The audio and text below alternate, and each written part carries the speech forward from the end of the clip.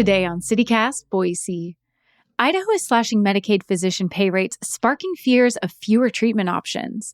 Meanwhile, city officials are hoping a new Greenbelt speed ordinance will cut down on collisions. And this is the last weekend to enjoy a float down the Boise River. It's Friday, August 29th. I'm Lindsay Van Allen, and this is what Boise's talking about. Happy Friday, everyone. And joining me today to break down the week's biggest headlines is friend of the show, Ashley Townend. Thank you so much for being here today, Ashley.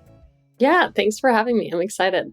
So a story that got posted basically everywhere had it. Statesman had it, Idaho Capital Sun, KTVB, is news that the Idaho Department of Health and Welfare has notified Medicaid providers that the state is going to reduce reimbursement rates by 4% effective September 1st. So, I mean, they have, a week? Not even a week, days until they'll be getting less money. I know as a nurse, I have lots of feelings and thoughts about this, but as a member of the community, Ashley, what really stood out to you about this and about the impact it could have? You know, I hate that I wasn't shocked by it. But, you know, I went to school for social work. I got all the training and how to manage your practice if you have a private practice and how to bill Medicaid and all these things. And the main concern was always, will I get paid enough if I bill Medicaid, if I try to, reach those communities that are using Medicaid. And so it's already a concern. And then on top of that, to just say, oh, you're also going to make even less. Yeah, I mean, we're not incentivizing anyone to help these communities that really need that care. And it's really, to me, I think it's putting out a clear message that we don't want Medicaid. Medicaid is a nuisance. It's just not, again, we're not supporting the doctors. We already have a doctor problem. Let's not support for providers even more.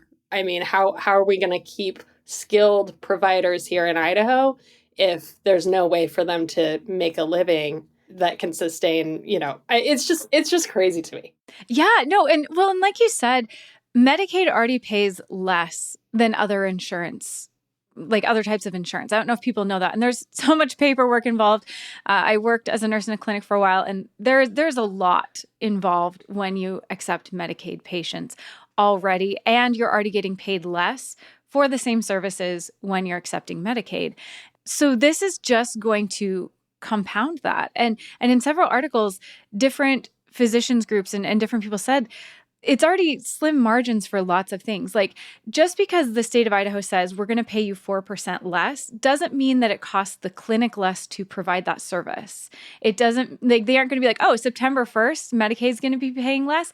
Cool. Then it's fine. I'll just lower all of my rates or my costs or my overhead or what I have to pay for staff to compensate. And so where they were already in this really tight position, it's just going to exacerbate it. And we've talked on this show a lot that we're already struggling to keep providers as it is because of our laws, because of the temperature and the climate in this state. Do you think that this will just feed into that exodus of providers? Totally.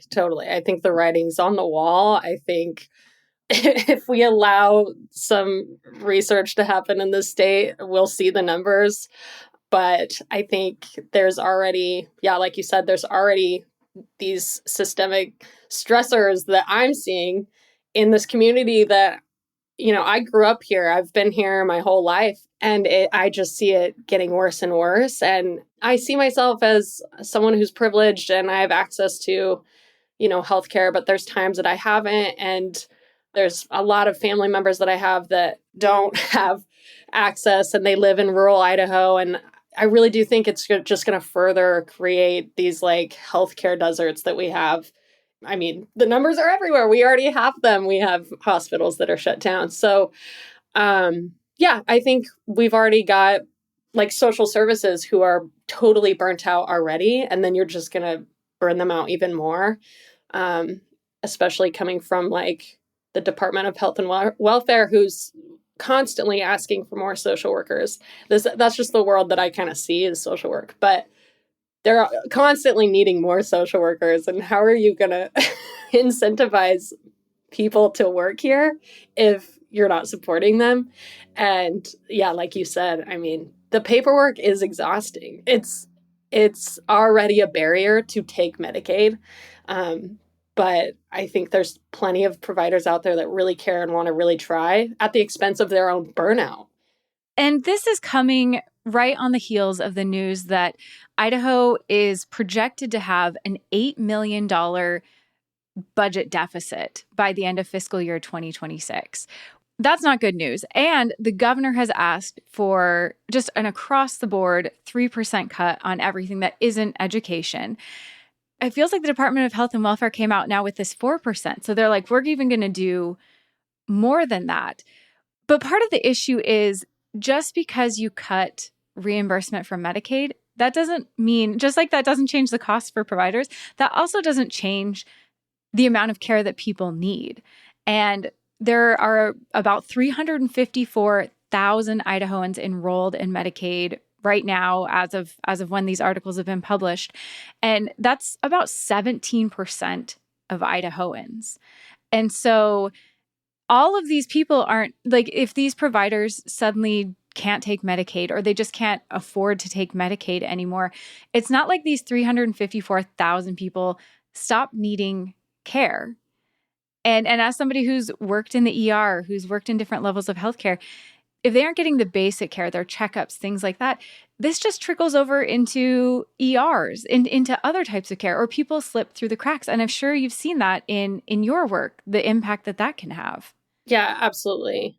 It's like weaved throughout the education that I got was just like, look at the numbers, look at the data, look at what preventative care can do, and look at how hard it is to convince people that have the absolute power that preventative care is important and preventative care can actually save us a lot of money. And by us, I mean like me, I'm a taxpayer. My money's going towards these things as well. And I 100% want to give that money to these services. But yeah, I mean, if we ignore this healthcare that can prevent future problems, I just don't see why that would cost more money in the end. I don't know. I don't know why that's so hard to to realize.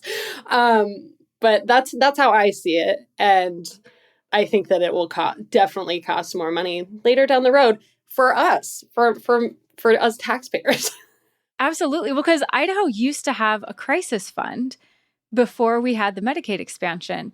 And that cost Idahoans a lot of money because when hospitals take care of these patients and they go to the ER, it costs them money to provide those services, and the hospitals can't just eat those costs. And so we as the taxpayers were paying for it. So cutting Medicaid spending isn't like, haha, we're saving money. It's not like we're using a coupon on healthcare here. Like, we will pay for it in other ways later and more.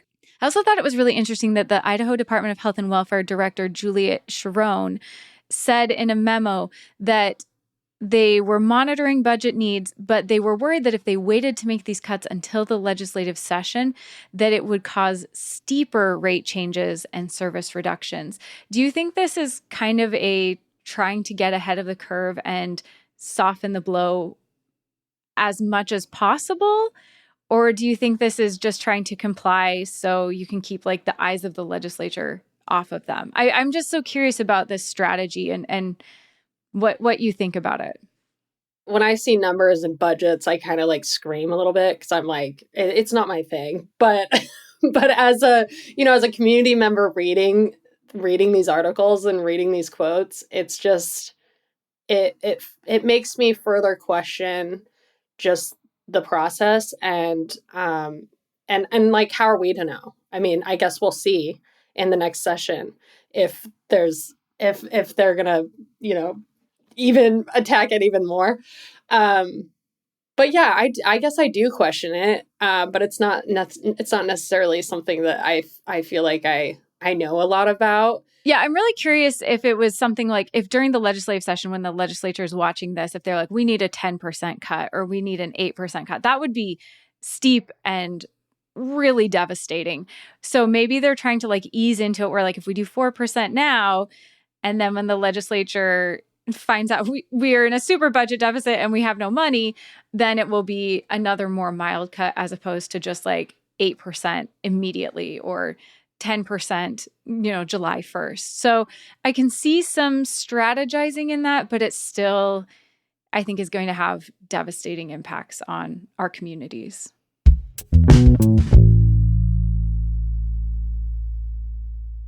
Another story I wanted to talk about, because I think people have lots of feelings about it, is that Boise has adopted a control of speed ordinance for the Greenbelt. Now, as a mostly walker on the Greenbelt with children who, when people say left, my children immediately jump to the left, like, for some reason, I don't know. I definitely have feelings about this, but I'm curious. You are someone who bikes so much more than I do. And I'm really curious what your perspective is on this control of speed ordinance. Yeah, I do bike a lot. I think it's important. I think it would be odd if we didn't address it. We have a growing population here. There's going to be more people on the Greenbelt.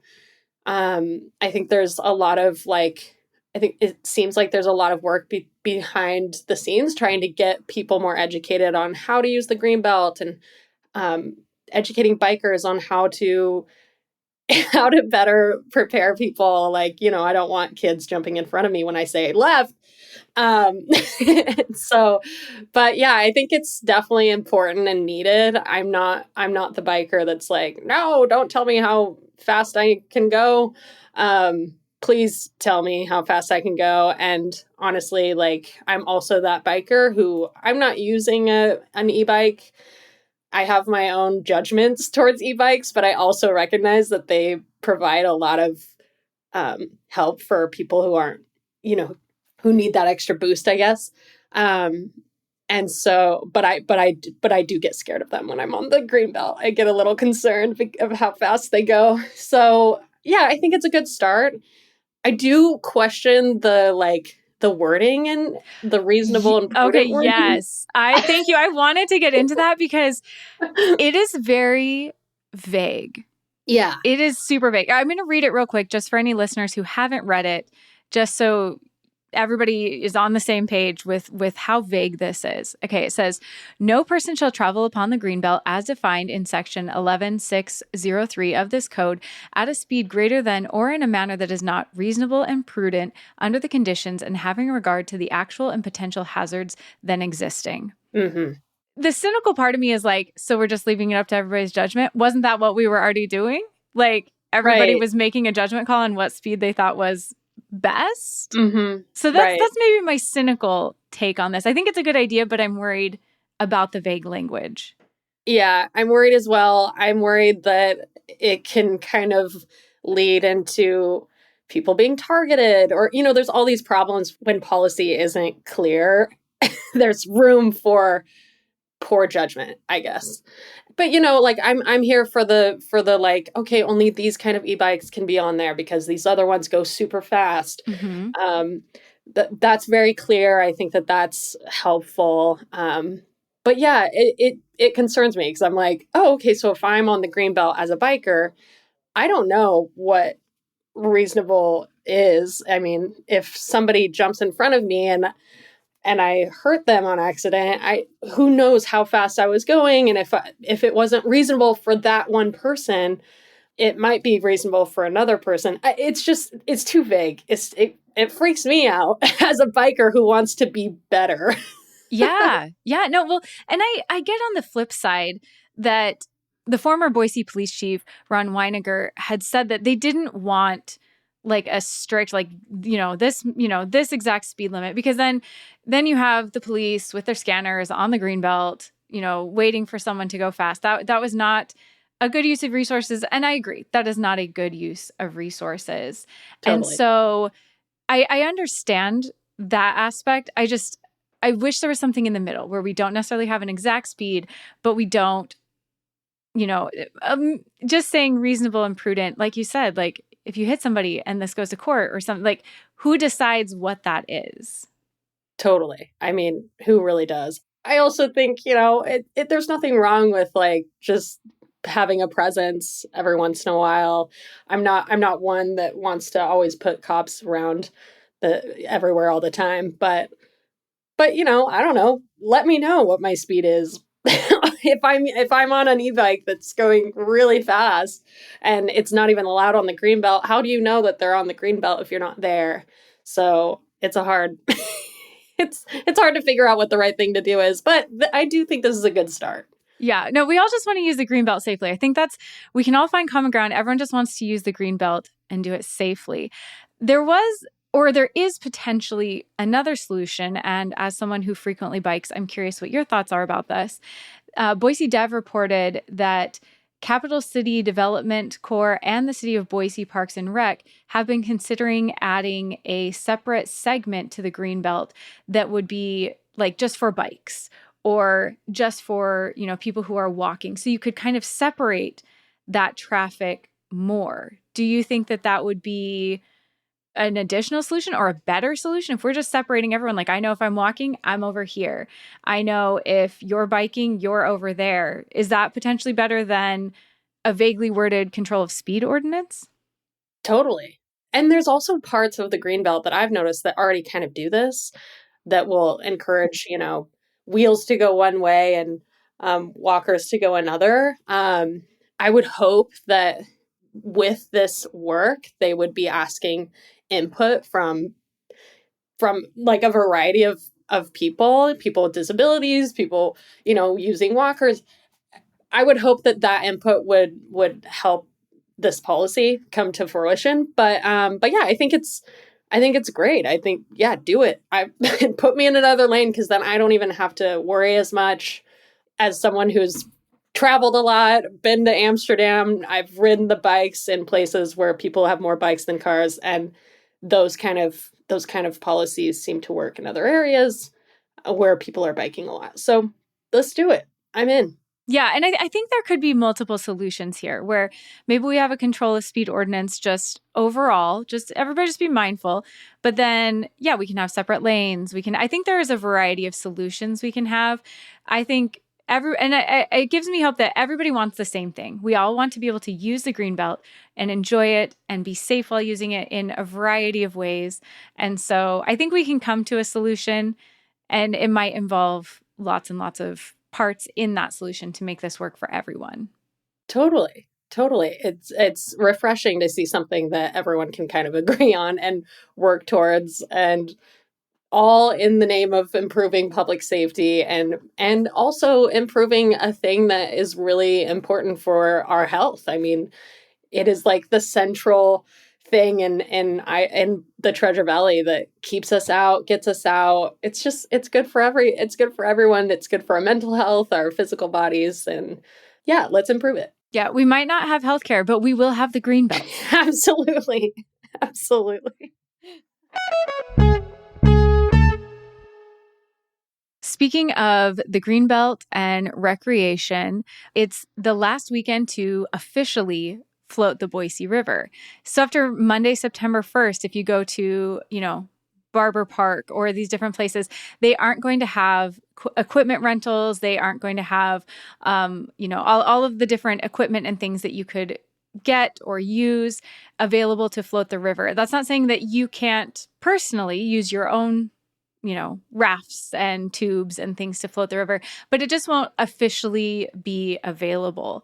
So I wanted to let everybody know, since the weather is supposed to be gorgeous, again, fingers crossed, we're all going to will that into being, that this, if you've been waiting, if the summer got away from you, this is your chance. This is your a great opportunity, maybe your last chance this season, to make sure and head out on the river. Ashley, do you think you're going to be hitting up the river this weekend? You've been a few times.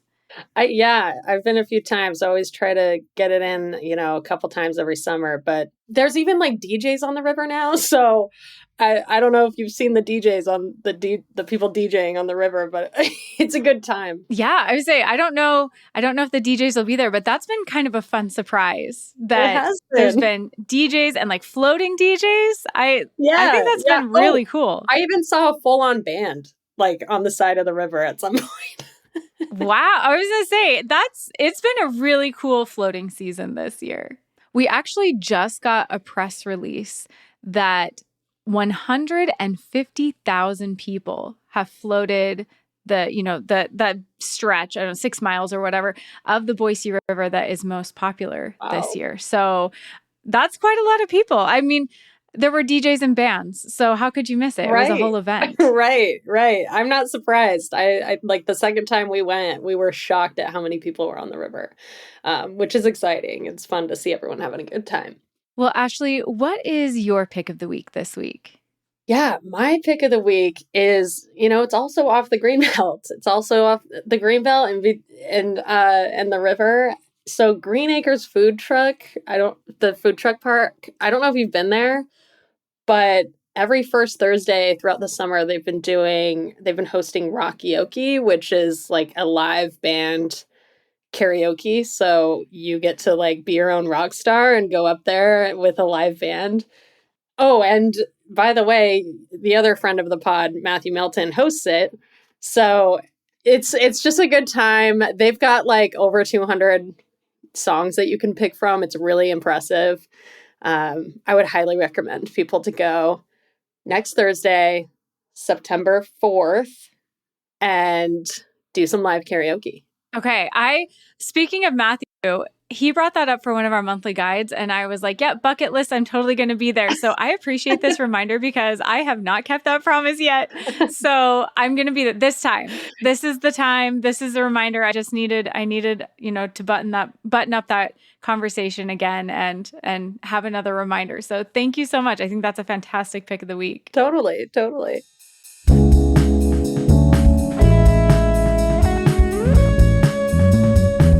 That's all for today here on CityCast Boise.